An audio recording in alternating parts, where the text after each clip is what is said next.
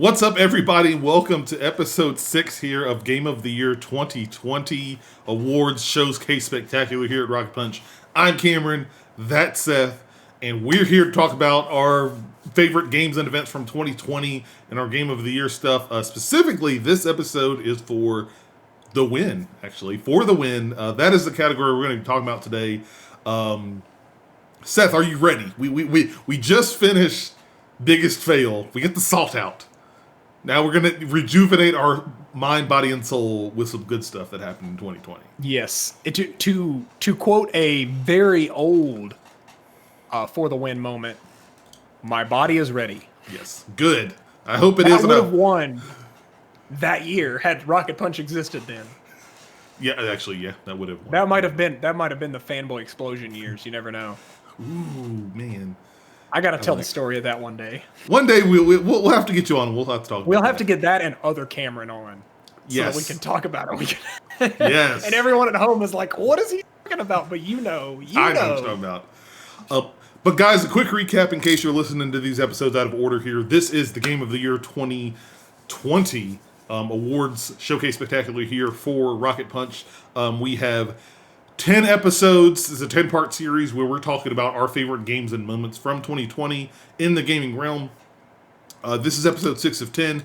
If you want to hear the other episodes, you can listen to them on VOD services like youtube.com/rocketpunchgo, or you can listen to it on the Rocket Punch Show audio podcast feed on your podcast service of choice. You can take a listen to that there. All throughout January, we'll be releasing these episodes and videos on YouTube and podcast services, and also on Twitch if you want to tune in when we premiere these episodes every Sunday this month. The format goes for each of these 10 episodes, guys, is that Seth and I have chosen 2 winners, or 2 runners-up, and 1 winner in each of our 10 categories here. We do not know what each other has picked, so our reactions are 100% genuine when we tell you who won in our respective categories here. As we go through and lead up to January 24th, which is going to be live streamed Game of the Year discussion. It's going to be very big. We're going to finally reveal what our games of the year are. If you want to make your voice heard and be a part of these conversations here, then make sure as well you find us over at Rocket Punch Go and at Darth Turner, and check out the Game of the Year 2020 People's Choice Awards, where you can actually go vote and put in your ballots on who you think should win in our respective categories, as well as put your picks for some additional categories I've got for the polls there. That'll be running all through the month of January up until the 24th when we do our live stream for Game of the Year, because we will be reading those on the mic for you. But that's a quick rundown. If you want to hear the more detailed explanation, go to episode 1, Best Presentation. I spend like 15 minutes talking about it, but we have no time, because even after discussing this and only taking 3.5 minutes to do so, this is going to be another long episode here, guys. This is episode 6 for the win. This is, as I have put it in our People's Choice Awards polls here, for the win. Nope, hold on, question there. For the win, for the game or event that hit the mark and or energized gamers into industry on a number of points. This is basically what it sounds like. These are the highs. We talked about the lows and biggest fails. These are the highs in the industry that were just so memorable and so awesome that they could not be ignored, and it just means great things for us as gamers and for the developers and the industry as a whole. And so let's get down to business and discuss them. I went last time first. Seth, you are first this time for the win. What is one of your runners-up? So my list, I'm looking at it now, and I'm actually weird. Like, this list is very uniquely Seth, and I'm not sure if I should be happy about that or not, because it's not the things that you would think about. Because once again, this is a highly subjective. But when I think about wins, I'm thinking about like big hype moments or just general feel-good moments. And when I think about my first runner-up, I can't think of something that saved the day quite like this game did. It wasn't necessarily a specific event, more of just the saga of this game's pre- and post-release. Mm-hmm. And that game is Animal Crossing New Horizon, helping me survive COVID-19. helping us survive COVID-19. This game, I remember very specifically a tweet someone sent out. It got trending that day. It was 5 days before Animal Crossing was supposed to come out. They were basically pleading with Nintendo, release it a week early to save us from this. Because if you don't remember, this was back in March. This is when everything was falling apart, right? Yep. Toilet paper was nowhere to be seen. The stock market had taken a huge plunge. Everything, like, it was truly disaster, right, was happening. And then Animal Crossing comes, like Gandalf shining on Shadowfax, coming over the mountain with the Riders of Rohan behind him. He has come to save us. And boy, what a relief. When I wasn't playing this game, I was watching people on Twitch play it. I was loving every aspect of this game. The turnip exchange, the visiting other islands, getting to, visit my friends and hang out on their islands, getting to customize my own island. And yeah, this game didn't have the most glorious launch. There are a lot of weird, very unique to Nintendo isms with this game. Mm-hmm. But all in all, I think that this was the first Animal Crossing game to come out on the Switch. It was. I think it was my first Animal Crossing game. Yeah, ever. A lot of people's first, because Animal Crossing was a franchise that really was dormant on consoles for many, many years. Basically, the GameCube was the last one that really, the Wii was the last one that really, like, yeah, it was the Wii, was on a console. Everything since then had been on their mobile devices. So to have it on the Switch, it was just really a perfect storm of things were not great in the world, but Animal Crossing was so wholesome and great. I think that there were Stardew Valley was a game that did this as well, but a lot of like Twitch careers took off from this game, right? Like people were able to find that niche audience. That there's just a lot of things about Twitch that one of our friends of the show, Arlinia, she's always been a big Animal Crossing streamer and fan, and so like New Horizons came out, she's been loving it every minute of it. Go visit Virginia, it's awesome. And garnishing a community on Twitch, like you want to build the right community, right? Like there's lots of different communities you could build on Twitch, but like I feel like Animal Crossing draws in a crowd of wholesomeness, right? Like we love cute things, it's great. There were weird dark sides to this. The whole, I can't remember his name, but like Norbert or Norman. That was it, Norman. The like highly sought after villager that people were charging millions of bells to listen to. But it was just like, it was a cultural touchstone at a time where things really were going downhill quickly. Animal Crossing came in, saved us to a certain extent, gave us an escape that we were able to go into. And honestly, like I think that Animal Crossing, besides being one of the, I think it was the most, it's definitely the most popular Animal Crossing game ever launched. I think it was also, didn't it surpass every other Switch game in unit sales or dollar sales? If it didn't surpass it, it was like second. Yeah. So second probably to like Breath of the Wild or Mario Odyssey. It would be a Mario game. It would be like Mario or Mario Kart, I bet. Mario Kart, one or two, yeah.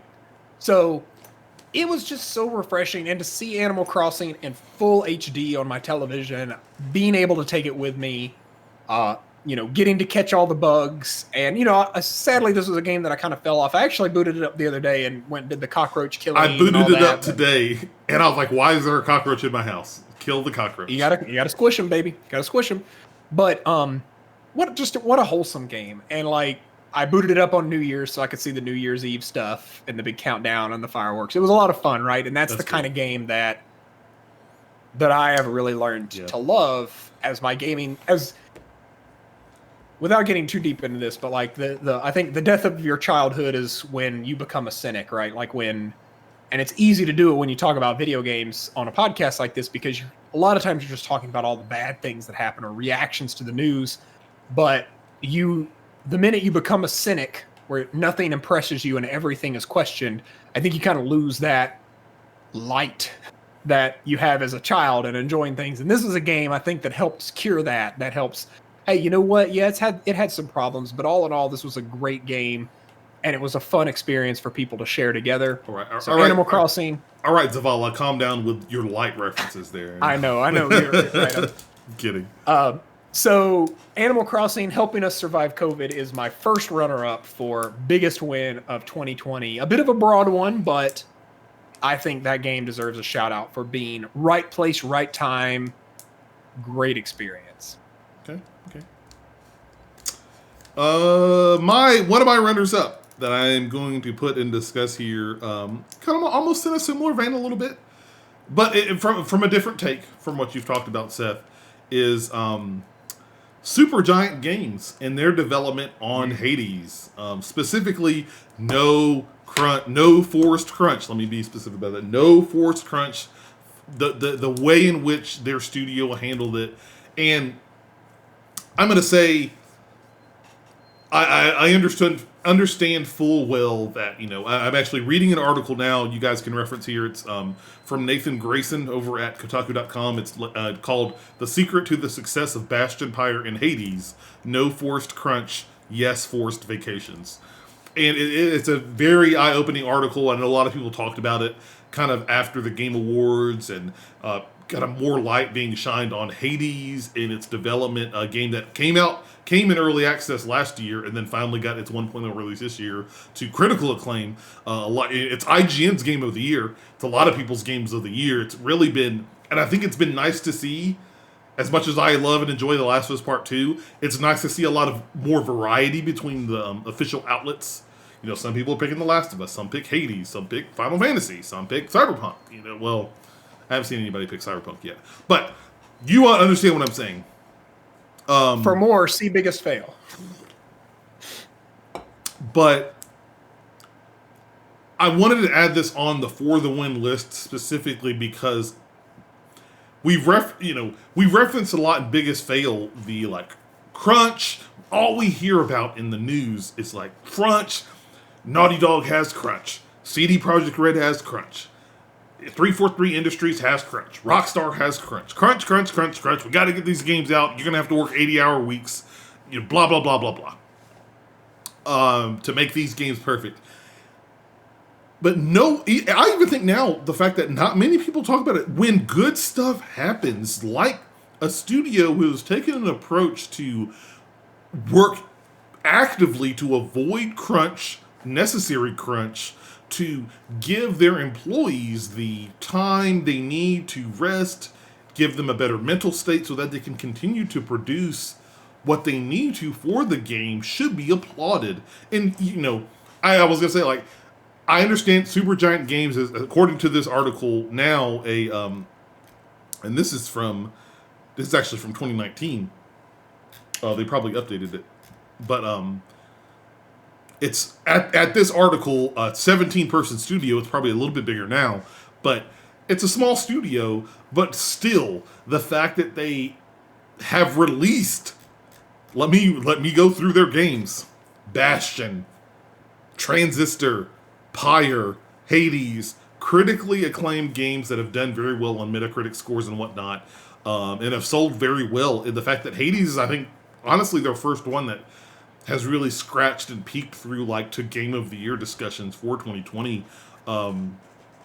It should be celebrated that, yes, there are yes, you can approach game development without having to do crunch, or at least necessary and forced crunch, by allowing people to take breaks and rest, to not overwork your employees and break them, and force them to continue working to try and get pay raises and bonuses and stuff like that. And Supergiant Games is one of them. And that is why it's one of my runners up on this list. Excuse me, man, this Coke is getting me. But I don't think it's getting enough attention. Seeing this game and what it's done, I've enjoyed this game as somebody who was very late to the party. I'm oh, people are talking about this game, I need to play it. This game is fun. It's great. It's got an awesome loop. It does very well, but the fact that they were able to do this without the necessary or mandatory crunch that a lot of studios go through is very impressive. Look, I've said it before, and I will say it again. I don't think, we're getting games at an incredibly fast pace. I don't think we need to get games as fast as we do. I understand that, maybe that's what the shareholders want, that maybe that's what the gamers want or whatnot, but if people need to take extra time on games, take the extra time. We have more than enough games to play. My backlog is fucking full for like years. There's never going to be a way until I retire and don't have to work for a living and I can sit with my 60-year-old ass in front of a TV and just play games with my bifocals and my rocking chair. Like, I'm never going to get through all of my games in my backlog. It's just not going to happen. And the fact that we can, if like Hades can do this without crunch, and maybe it takes a little bit longer. Maybe maybe it doesn't come out. Maybe it could have come out a year earlier. But the fact they took their time to release the game and make it as polished as it can be, and make it a great experience and enjoyable for everyone who takes it, should be something that is celebrated. And does that mean we're not going to get AAA games every month? Yes. Is that okay? Yes. We lived through that, Seth. When we were growing up, we didn't get AAA hits every month or every 2 or 3 months. We we were just like, man, it's January. Can't wait for the next Mario game in November. Woo! Yep. Woohoo! It's so like it's something that needs to be spoken and shouted from the rooftops how great a job that Supergiant Games has tackled to not only make quality games that is giving them plenty of money. Believe me, they're raking it in after all the Game of the Year award nods from this past year on Hades. They're making their money back, I'm sure. Mm-hmm. But also the fact that they did it in a respectful manner to their employees is something that should be applauded. And that is why it is one of my runners-up for the For the Win category. That is a great, great pick for that. Bravo. So, Seth, back to you. Back to me. All right. So the next one that I have is unlike Animal Crossing, which was more of a wide breadth impact, this was a very hyper-focused and, let's be honest, hyper-planned announcement. There's your tease for it. But Microsoft announcing the acquisition of Bethesda the day before console pre-orders open was a masterstroke, considering they really didn't have anything with Halo Infinite's, at that point it had been delayed. It was already, out of that launch window per se. It was a great way to start to show people the commitment that Microsoft was making to first-party game development, which has been a highly criticized part of their portfolio for quite some time, but also a perfect time to get people excited about the Xbox Series S and X, right? The day before. And yeah, I love the Xbox social team. I think they're fantastic individuals. And I remember the guy who kind of not necessarily runs it, but like one of the leaders over there tweeting like, "This is awesome for you guys. Like, we're so excited to show this. Like, yeah, we're not going to see the outcome of this until late next year or mid next year, but we wanted to tell you about it now because we really think that the Series X is going to be an exciting place to be for fans of Bethesda."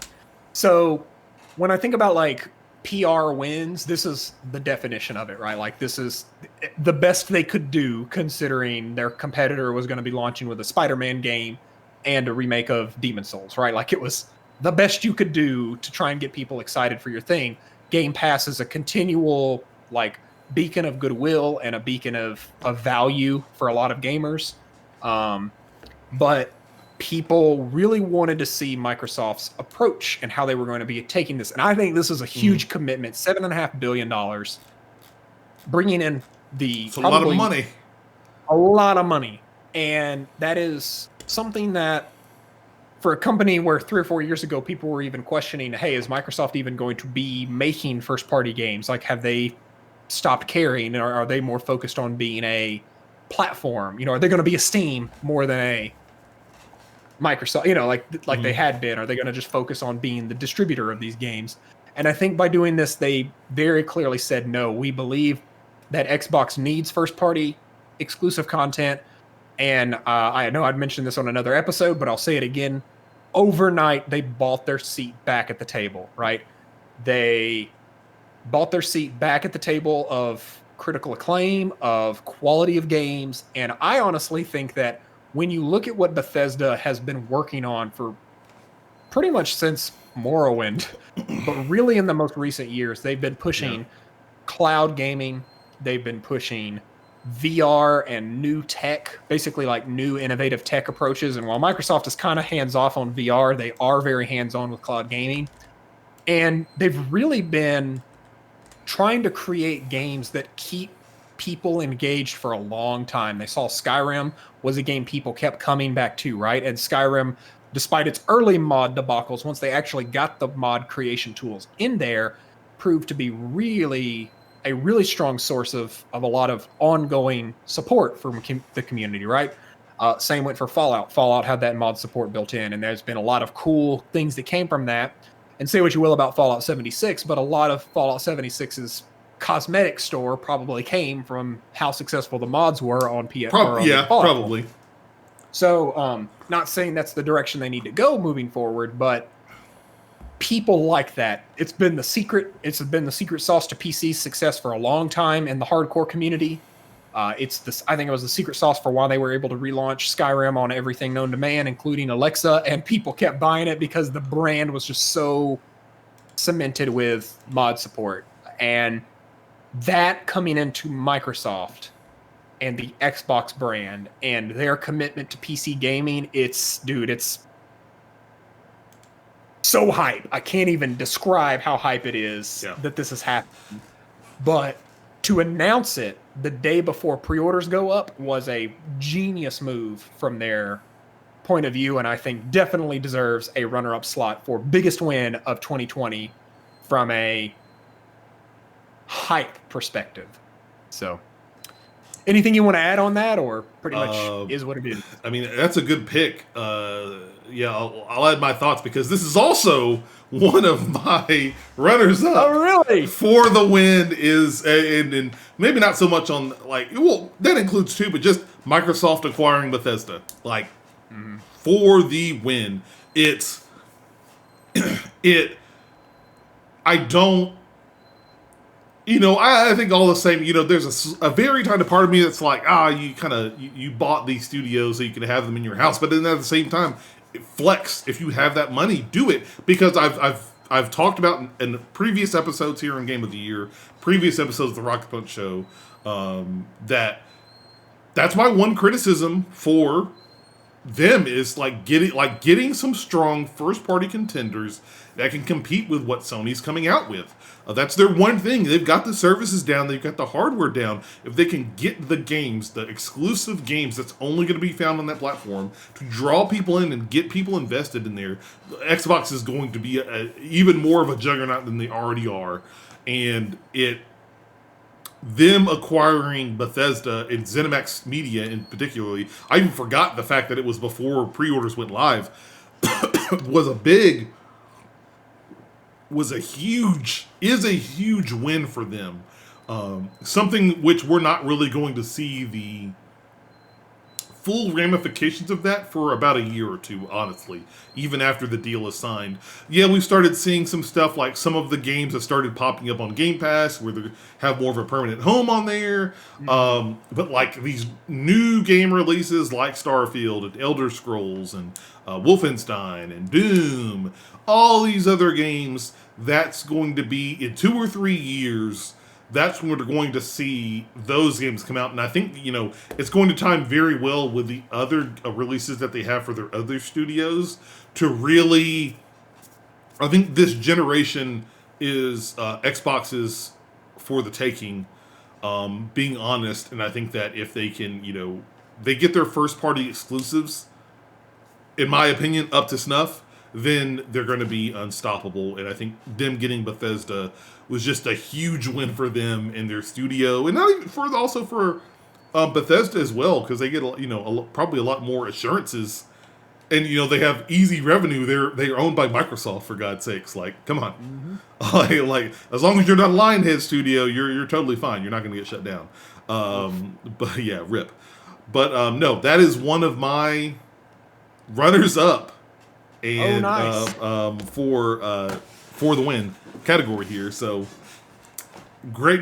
There's some like cross thinking that apparently is happening between us on some of these categories. It's pretty funny to see.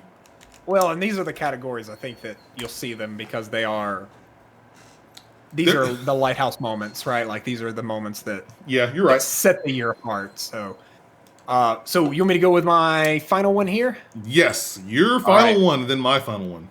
All right, so my final one, it's so simple. It hurt me to make this my final one because it is so simple. But Cameron, I can't describe to you how much I laughed, how clever it was, and how it really taught me that as stupid as it is to like a brand, because brands are not things that you can like, they're not people. Sometimes it's nice to join the camaraderie of one. And that is the reply tweet from the Xbox team regarding the Xbox Series S leak.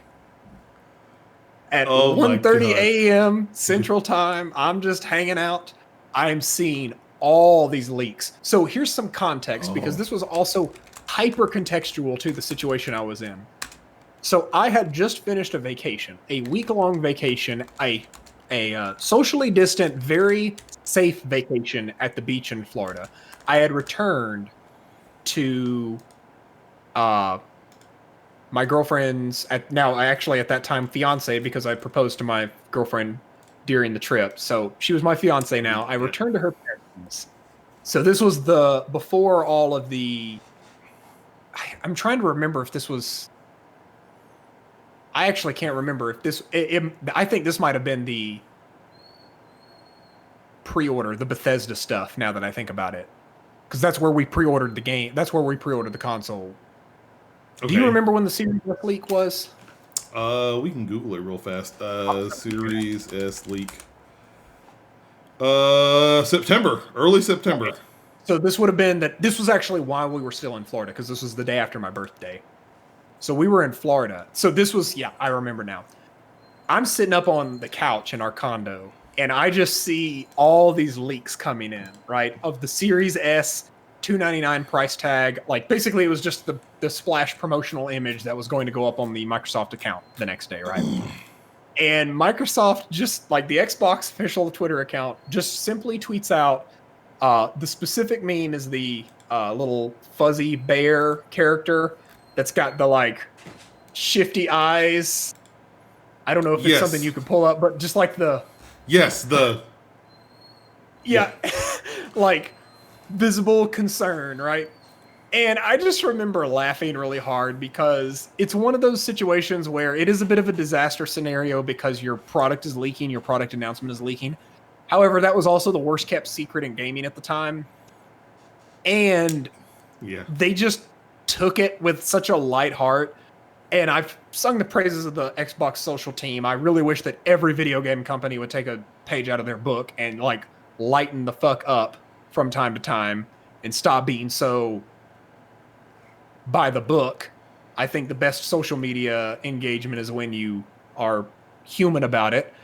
And this was a great example of that. It made me laugh, and I think it was one of those situations where I just think it could have gone really, really poorly, but they handled it such a way that a lot of people will remember that for a long time as being like, oh man, you know what? I'm in sync with the Xbox social team. Yes, they're a faceless company, giant multi-billion-dollar company that would, you don't need to follow them as a tribe person.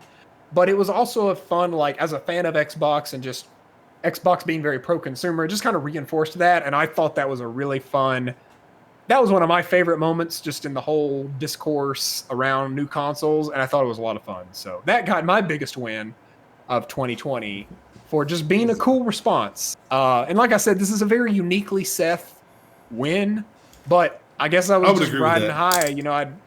My fiance said yes.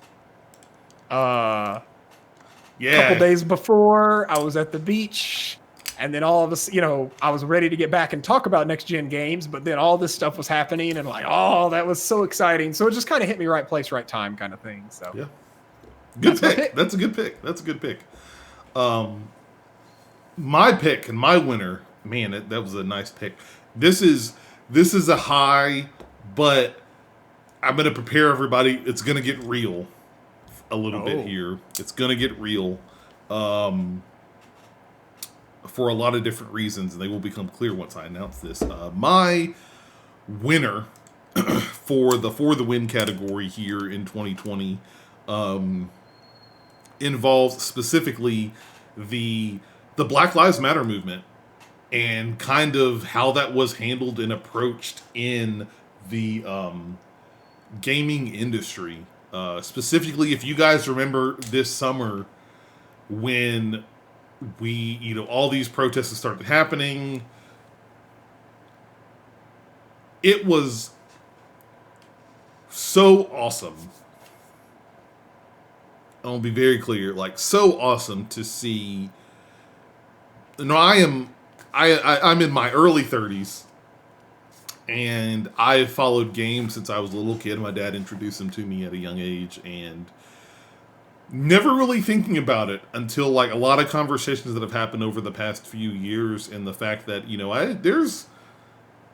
there are not many people that I can think of off the top of my head that are African American within the gaming industry proper, like big faces, like your, not even talking about like from studios, but from like outlets, like Max Scoville and Brian Altano and Greg Miller and Callie Plagge, and I can name all of those people, but if you ask me like name an African American person in the gaming industry, like a voice within that gaming industry, and even to this day, it's a very small number if I can name any for you, like big prominent names. And the fact,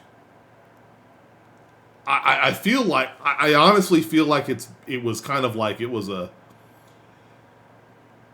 smaller, it was too small, and I was almost flashing the pan like before a couple of weeks, even a month or two, the fact that game studios and developers during this whole conversation about Black Lives Matter and whatnot, they had game announcements, and like I remember the PlayStation showcase that was supposed to go on like 1 week. They said, no, we're going to delay it till next week. Yeah. Because these voices need to be heard. Game studios, game developers, outlets came out of the woodwork in support of what Black Lives Matter means, and kind of helping to promote the black voices within the gaming community. IGN and GameSpots and Polygons were getting people of color on shows and on podcasts and putting them front and center. I learned a lot. I got to see War of Paris, who I've been following from Gamertag Radio, on IGN and on the Xbox podcast. I've been, Khalif Adams and Spawn on Me, hearing more of him and getting him lifted up to have his voice heard more in the content he's making with Spawn on Me. Been following a new person who's like within this region, Zombie Kills, who is like kind of made a name for herself and really become a big prominent name within that space, and speaking up about kind of the inequalities within the gaming space there, kind of be prominent and get lifted as well. And so many other people, Blessing Adeoye over at Kind of Funny, he got opportunities to be on other shows there. And I have to tell you, Seth, everyone listening, everyone watching, it's hard to put into words. Even, for me and my old crusty self, probably, I could feel it, but it really, younger people in the younger audience hopefully felt it even more. The fact that you can see people in this industry that look just like you, that are making content, making podcasts, making videos, part of the industry in some way, in the gaming industry in some way. It was so refreshing, and it was so awesome, and it was so joyous to see that and feel, and make it even more so feel like you are part of this multicultural of this industry. I'm saying part of this industry, and it's more than just the. I use quotes here. The same faces that you see all the time. We got to see more women are popping up, and that's been kind of a theme over the last couple of years. But Black Lives Matter kind of lifted up other people, not just African American voices, but people of color and women and people that are disabled and minorities of that nature. Within this month or so, really got uplifted to showcase their talents to a new pool of audience that I think for some of them will probably say has been hard to crack. I cannot think of a popular Twitch streamer that is African American. I can't. I could maybe think of one or two YouTubers that I know that are probably very popular, and that the one I could probably think of is MKBHD, Marcus Brownlee, in tech. And even then, that's a very small list. Yeah, I'm picking. It's hard, and that's just from my perspective in the stuff in which I consume, and it was just, and I know for some people out there, it may be hard to understand, but to see yourself represented, not even, and it's not something I haven't been thinking about this for 30 years. Man, there needs to be more black people in games. It's ridiculous. I've never thought about that at all. I just love games regardless, and I have a lot of fun playing them. But when you have that moment, when you have people on IGN or GameSpot, on a consistent basis talking about games and the things that you love, and you're subconsciously man, that's a black guy. That's a black woman, or that's a woman. That's a man. That's short, small, tall, red, brown, whatever. It feels so. It's just this feeling that's so great to see that, and to showcase that the industry is more than what is originally shown and set. Now, do I think that obviously a lot of people have pulled back on that? Yeah, I think so. But it's a process, I think, and I think that hopefully in time, as we continue to share our voice, those people, we can continue to get up in front of the limelight, and more of those voices are showcased. But it's the reason I do this. It's the reason I do Rocket Punch. It's the reason that it's one of my driving forces for 2021. Teaser for content this upcoming year. To add a voice, if I can even at least make one person who sees my content who might be a person of color and say that guy looks like me, I can do this stuff too. And I've already seen it with I've had friends and family ask me hey, I need your help. You do podcasts and that. Give me some tips and pointers and stuff, or how can I get started in helping them out. That is such a strong driving force for me, and it's the point I want to make. It's a part of me feels like this is a hard conversation to have, but it shouldn't be. And it should be a conversation that we can have. Maybe slightly difficult, but at least a generally easy one we can have and discuss. And it's the fact that it was impossible to ignore, and it was acknowledged and recognized, even for a small amount of time. Because, the largest boulder, the largest boulder will start off as a small snowball at the top of the hill, and it just keeps rolling and rolling, rolling it bigger and bigger and bigger.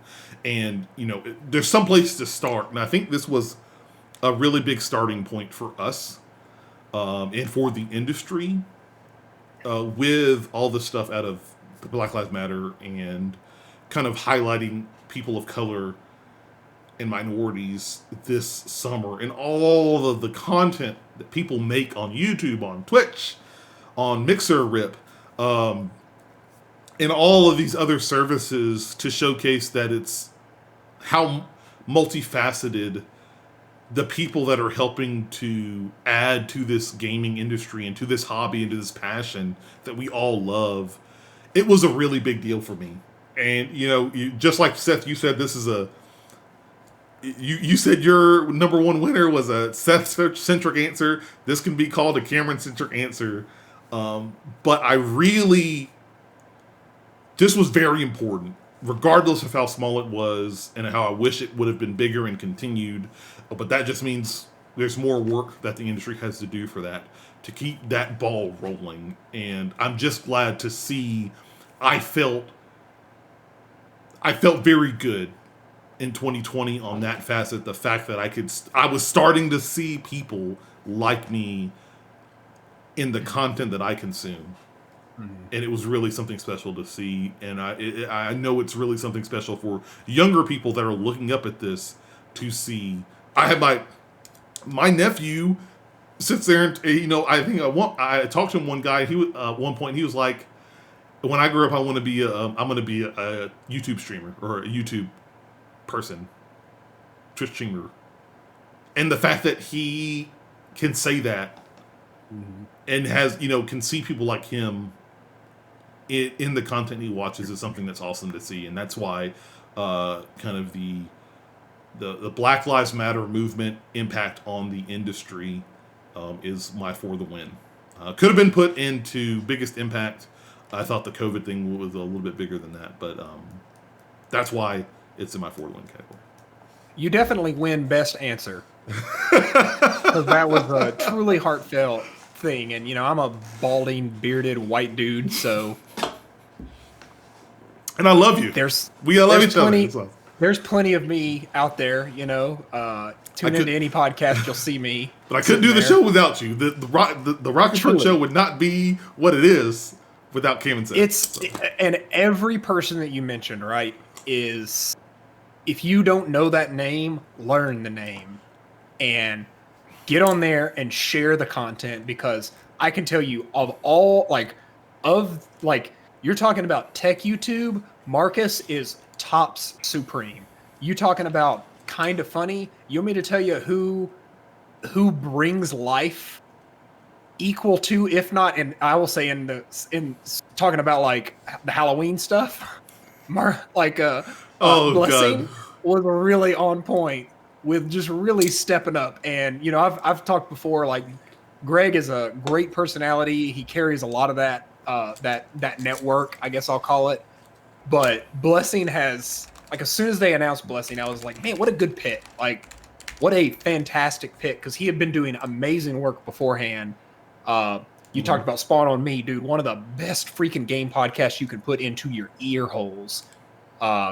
It's just like there's so many awesome creators out there, and there's a weird thing about if you're not in a underprivileged group, right? Like I'll just say it, if you're a straight white dude, right? A lot of times you feel like what can I do to help, right?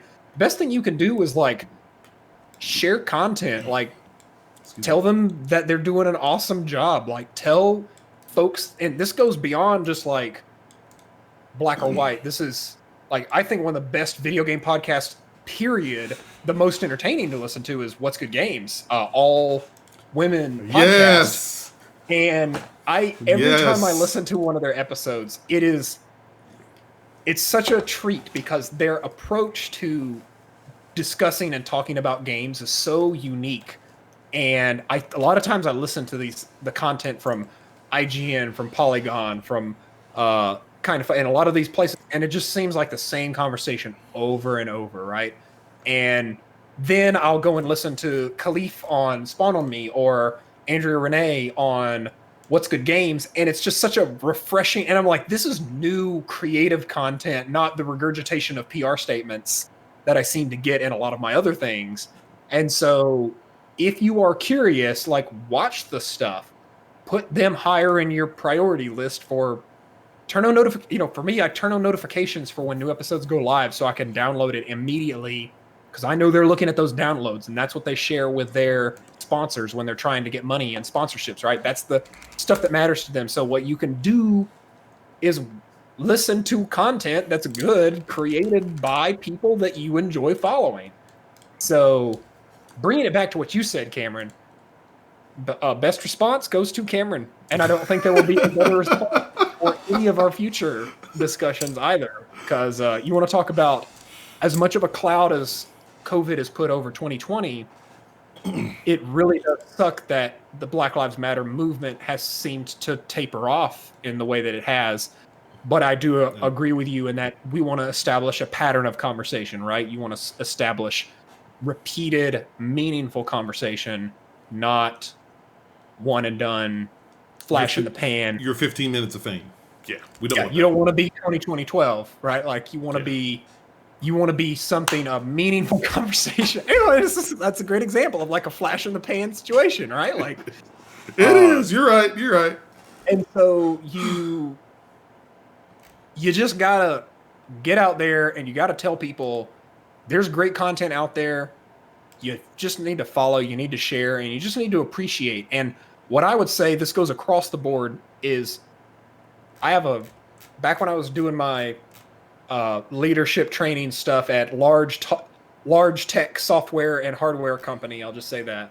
One of my personal mantras was I would always give 5 pieces of positive feedback for every 1 piece of negative feedback that I ever had to deliver, right? Mm. And I would say adopt that into your internet culture database, right? And 5 is honestly pretty modest. I would go 10. How many times can you comment, oh my God, I loved this episode? And be specific. Be like, I love that conversation that you had about this, or I love that joke that you made about this. Do that 10 times for every 1 comment you make that might be critical of something, right? And then how far can you push that number? Can you get to 50 positive comments before you get to 1 negative comment? That's kind of, if everybody did that, comments would be awesome. It'd be great. But it'd be worth reading.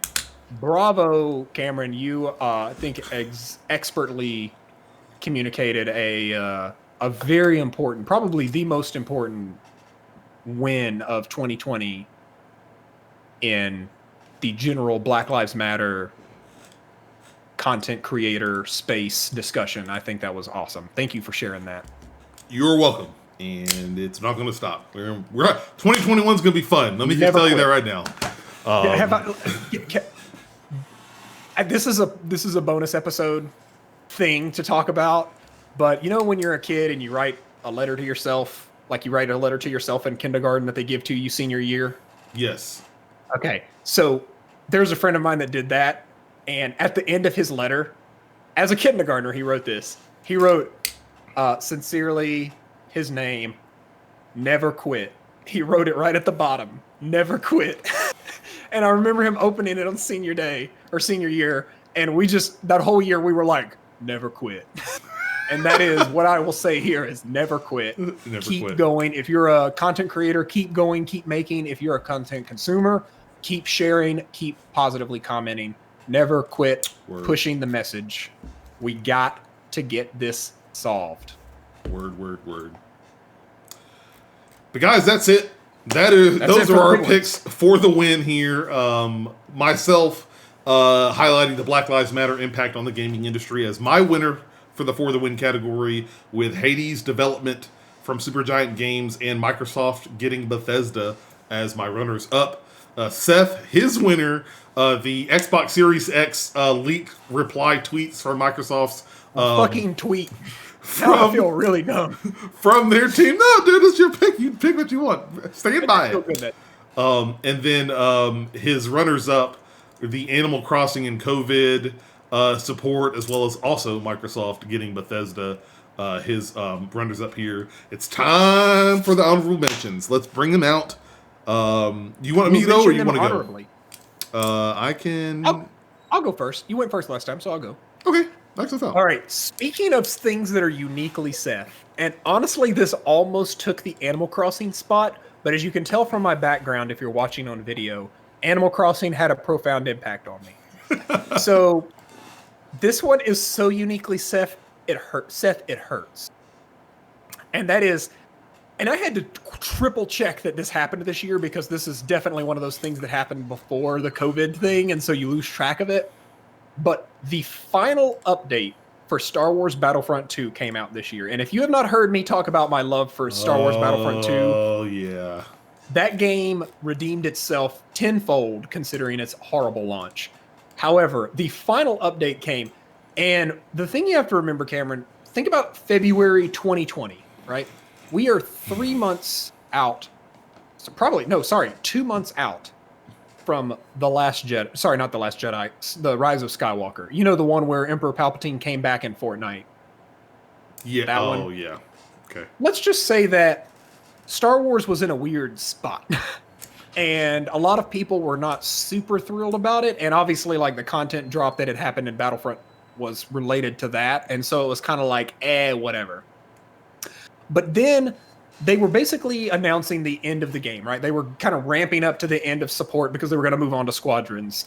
And the number one fan requested thing, basically since Obi-Wan Kenobi, and if you remember a couple E3s ago, they announced Obi-Wan Kenobi, so like that had already been done. But number 2 past Obi-Wan Kenobi as a playable hero was the return of Scarif, which if you remember is the jungle planet from Star Wars Rogue One. This was a DLC add-on that was in the first Star Wars Battlefront. They basically wanted Scarif to come back. So not only did they launch Scarif, they launched all the skins related to Scarif back into the game. They did a ton of balance fixes, and they introduced, for the first time since the game had come out, new primary weapons for the soldiers. It was, listen, this is so niche, it hurts. But it was truly like that beautiful send-off that you get for a game that's, you know, leaving main support, and basically they were like, hey, from this point forward it's just going to be recurring weekly events, triple XP weekends, that kind of Small stuff. Updates here and there. So yeah. But they really did a great job because Scarif was a fun map in the first game. They took that map and they basically redid it. They relayed it out, had a new objective, and they added it in. It was, man, Battlefront 2 was a not great experience. It was a necessary punishment. Like we needed to get the loot box spanking done, and Star Wars is definitely the way to get the spanking over with. But man, if they ever do a Battlefront 3, it's gonna be good. Give me Battlefront 3, put a battle pass in it, and I'll be a happy man. Anyways, next one. AOC Plays Among Us on Twitch. This was one of those weird lighthouse moments. This reminded me a lot of the Kanye playing with Ninja last year. Yeah. It was a moment where like gaming blew up and grabbed a portion of the culture, like the mainstream culture of the internet, and brought it in. Super fun. She's also really good at Among Us, which is kind surprisingly. Surprise. Politicians. Next one, we're zooming right back in on something hyper Seth. So Black Mesa finally came out this year. I was curious if you were ever going to talk about this, because I saw like, Black Mesa did come out. Okay, so it came out 1.0 this year. To give you some context, they first started on this in 2009. All right? Basically, Half-Life Source came out, which was like basically a Source engine implementation of Half-Life 1. It was not well received because it looked like Half-Life 1. You know, when people think Half-Life Source, they're like, oh, you're going to make Half-Life 1 look like Half-Life 2. No, they didn't. They just literally changed the physics engine. So this team said, we're going to make a remake of Half-Life 1 using the Half-Life 2 philosophy. And they did it. Completely changed, brand new puzzles, whole new gameplay flow. They started in 2009 conceptualizing this game. They started work in 2012. They were planning to release it in 2015. But here we are. It came out this year. It took a really long time. It took them 3 years to finish Zen, because Zen is one of those areas of Half-Life that gets very criticized for being like out of place, and it kind of breaks the whole game. And a lot of people say that that's where the game gets bad. Like after that, it's kind of not fun to play. So their goal was to make Zen not only look cool and like completely different and not just like weird garbage texture, but they wanted it to look interesting. So they spent about 1.5 years just on art. And then they redid the entire section to make it completely like, you use the jump pack, you use a lot of this stuff to solve puzzles. The whole thing has the physics engine, so all the Half-Life physics puzzles of, weight down the thing so you can stand on the other thing, all of that's there. Black Mesa is the best recreation I've ever seen. Like, it is up there with like Final Fantasy VII Remake. Like, they didn't just like up-res the original game. They took the original content and they remade it to take advantage of the new systems that Source Engine has. Definitely worth playing. It is. You can buy it on Steam. I think it's like $10-$20. Very worth it. Okay. Last two. Persona 4 Golden comes to PC. This was big. That was So super big. I hope that Atlas continues this. I really want Persona to get unlocked from consoles and be something that can come to PCs. PCs are growing in popularity, especially in Japan, and so I think that it's really cool to think about the next Persona game, like Persona 6, launching on PC, because that will be... Oh, boy. That would open up a lot of things. Now, I don't know. There's been whispers for years about like that game secretly being a PlayStation exclusive thing because they seem to release on other consoles except for the mainline games. But Persona 4 Golden coming to PC was an example of them taking something and only on the Vita, bringing it to the modern Steam platform, and people loved it. I think that game, I know it was in the top 10 for several days. Like, for a couple of days, it was like #1 best-selling game on Steam. Yeah. I bought it, and I have a Vita right there. I you could play it, but yeah, it's like, and they did a little extra work to make it, to make it smooth on the PC. Mm-hmm. So super good. Also, one of the catchiest themes known to man. Shadow World, A+ video game song. Anyways, last one. I just wanted to shout out Sucker Punch exceeding expectations with Ghost of Tsushima. They really went above and beyond it. And this is unfortunately a game I have not played yet. However, I know they did a great job making a good open world game on it. And so I wanted to shout out to them. This was kind of a guerrilla game situation of like, they did something that they didn't typically do. And we discovered, oh, they're actually pretty good at it. And I think they nailed it. Yeah. So bravo to them on that. Good picks. Good picks. My honorable mentions for the win, easy ones because this is 100% Cameron. The PlayStation 5 reveal, the hardware reveal, that entire showcase was just so fraught with like so many awesome next gen things and really had the excitement flowing. I don't think it was part of that specific one, but I'm always reminded, and it's a small detail, when I think it was the first showcase before this one, where they had like some of the studio heads and developers pop up in black silhouettes with gameplay rolling through. And I'm reminded, the thing that has got me really excited about the PlayStation 5 is one of the first ones, what's his name? Studio head at SIE, Jim Ryan. Jim Ryan came on, he's like, it was like a minute or two conversation. Hey, welcome to the PlayStation Showcase. We're here to do da da da da. And he just comes up out of nowhere, just like, enough talk. It's time to let our games do the talking. Black screen. I was like, oh shit, here we go. Let's do it. And it was just like, that was so hype, and it really culminated like the reveal of the PlayStation 5. And the reason I put this as a for the win is the fact that Sony took a chance to evolve the PlayStation system. And I know you've applauded them about this as well, Seth. The fact that it wasn't just, not criticizing the Xbox Series X, because I think it has its own design philosophy, and it's great. I love that system's design. But like the PlayStation 5 is more, it's not just like a polygonal black box.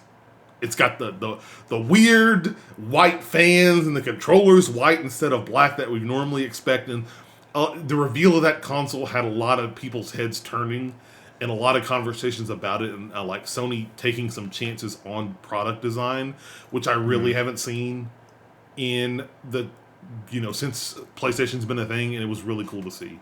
And that's why I kind of put that as one of my honorable mentions here. Another one, the Game Awards 2020.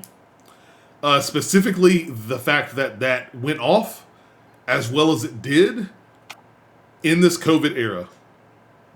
The fact that, Jeff Keighley and his partners had to scramble to make an all-digital version of the Game Awards, and the fact that, if you haven't heard the numbers, Seth, or anybody else, 83 million concurrent viewers and streams, making it the highest.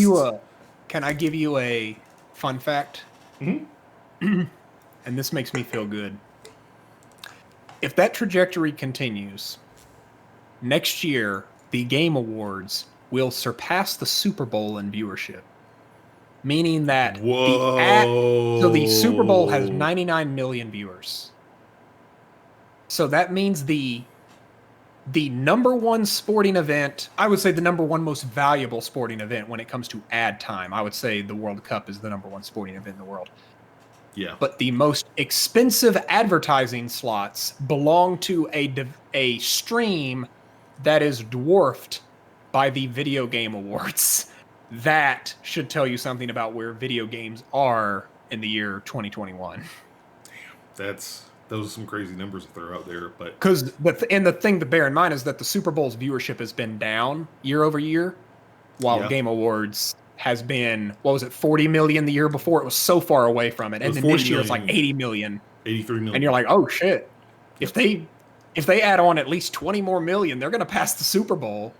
And I think that's pretty big and pretty huge, that an award show would pass the largest United States entertainment event on television. But I wanted to give the Game Awards a shout out because of all the hard work that Jeff put in and how that, no problems. Still, my favorite moment is Sean Murray almost spitting out his beer because they won Best Ongoing Game and they didn't expect it and they beat Fortnite. We never win to Fortnite. Love it. I love the candidness of that entire thing, and hopefully they can take feedback from that and evolve it even further. The Game Awards just gets better every year. But that's one of my honorable mentions. My last honorable mention is, funny you brought up something similar, Seth.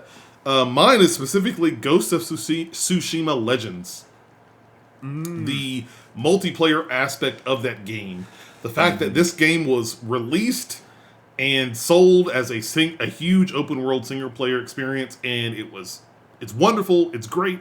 But then they come out a month later and say, "Oh, we're working on this raid style Destiny-esque 4-player raiding event or thing called Legends that's going to be a free download for people who bought the game, and that'll be available in October."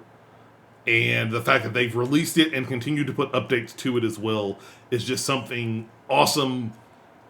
And it's just adding more value to Ghost of Tsushima. Now you can play it with your friends. That was a win. That was a super big win. And so that is also one of my honorable mentions on the list there. But that's it. That's all I got. There's your wins for the year. That's it. Your that Rocket is Punch wins. The episode 6 for the win is in the books, guys. Thank you so much for listening in. And that is it for part 2 of the Game of the Year Awards bundles here, guys. These 3 episodes are part 2. Next time, we're going to start going through part 3 episodes, which, let me make sure I'm getting my list. Part 3 is favorite character, best moment, and person of the year. So some really good ones, and I think especially best moment. There's going to be a lot of great conversations around that, as well as all these other topics here. But as always, guys, make sure you go through and listen to all the episodes. We'll be releasing each Game of the Year episode throughout the entire month of January. You can find them over at youtube.com/RocketPunchGo, or you can find them on our podcast feed, The Rocket Punch Show, which you can catch on your podcast service of choice. So don't miss out on that. But guys, it is now, as of this recording, it's 12:30 in the morning. We are both tired. We're going to get some sleep so we can talk more about games in the next part as well. So we'll see you guys for part 3 and best and favorite character. Until then, have a great time.